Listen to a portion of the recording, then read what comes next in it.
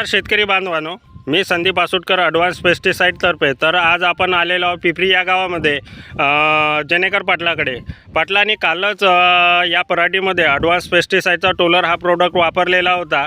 त्यांच्या प्लॉटमध्ये ब्लॅक मावा आणि पिवळा असे भरपूर सारी रोगराई होती प्लॉटवर.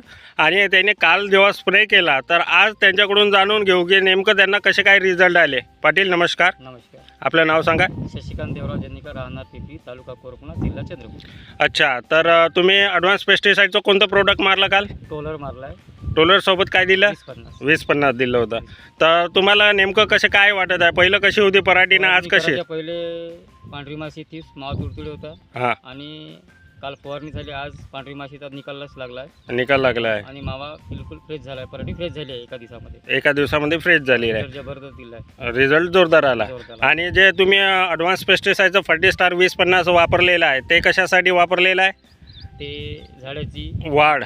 फांदे फुटवे अच्छा, ह्याच्यासाठी वापरलेलं आहे. याच्यासाठी वापरलाय. तर शेतकरी बांधवांनो, मी तुम्हाला दाखवतो की पाटलांनी काल आपल्या याच्यामध्ये टोलर आणि 20-50चा स्प्रे घेतला होता. त्यांचा प्लॉट नेमका कसा खूप रोगराई होती. तर आज तुम्हाला दाखवतो की पानावर कसं काय आहे. तर बघू शकता शेतकरी बांधवांनो की पान हे बिलकुल फ्रेश झालेलं आहे आणि डिरा हा चांगल्या पद्धतीनं चालू आहे. बघू शकता झाडाचे डेव्हलपमेंट हे चांगल्या पद्धतीनं झालेलं आहे. आणि खास करून हे पांढरी माशी जे बघू शकता तुम्ही, हे पांढरी माशी मेलेल्या अवस्थेत पडलेली आहे पानावर. दाखवा बरं पांढरी माशी कुठं आहे? पानावर पडलेली मेलेली आता होती ना.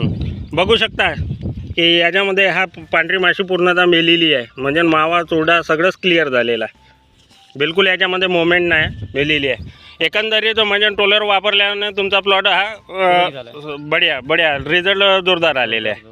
अच्छा, ठीक आहे. नमस्कार.